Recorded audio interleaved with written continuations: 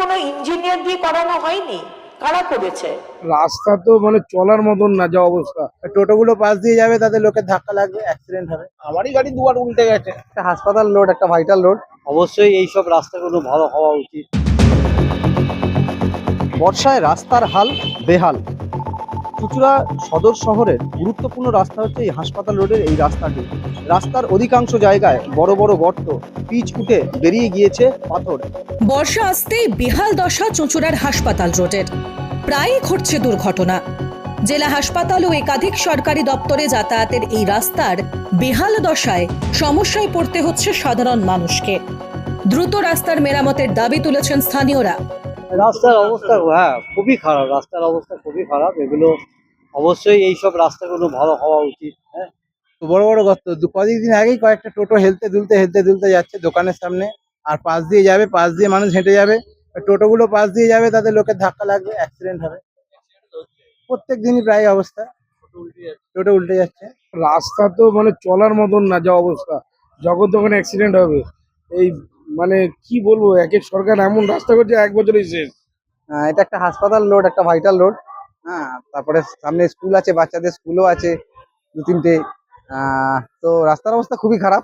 বৃষ্টিতে ইয়েতে খুব তাড়াতাড়ি ঠিক হয়ে যাওয়ার কথা। এখানে সারাদিনে মানে 25-30টা অ্যাম্বুলেন্স যাতায়াত করছে।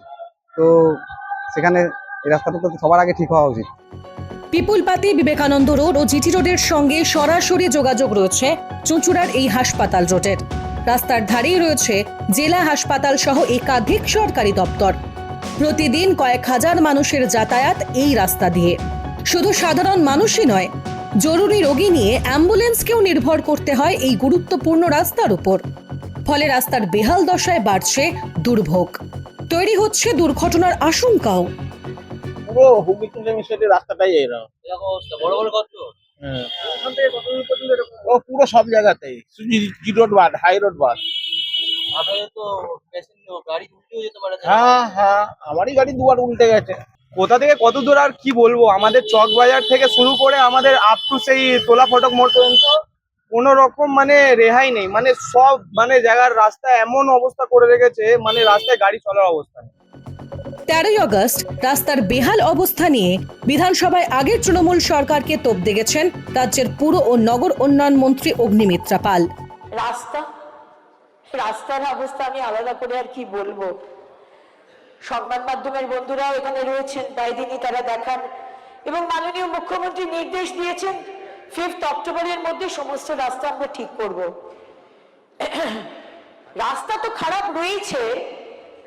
আমি মাননীয় অধ্যক্ষ মহোদয় এই প্রশ্ন রাখতে চাই যে রাস্তাগুলো কি কোনো ইঞ্জিনিয়ার দিয়ে করানো হয়নি? কারা করেছে? চুঁচুড়ার বিধায়ক সুবীর নাগ জানিয়েছেন, সমস্ত রাস্তা স্বল্প সময়ের মধ্যেই সংস্কার করা হবে। মাসখানেকের মধ্যে বিভিন্ন জায়গায় রাস্তার কাজ শুরু হবে।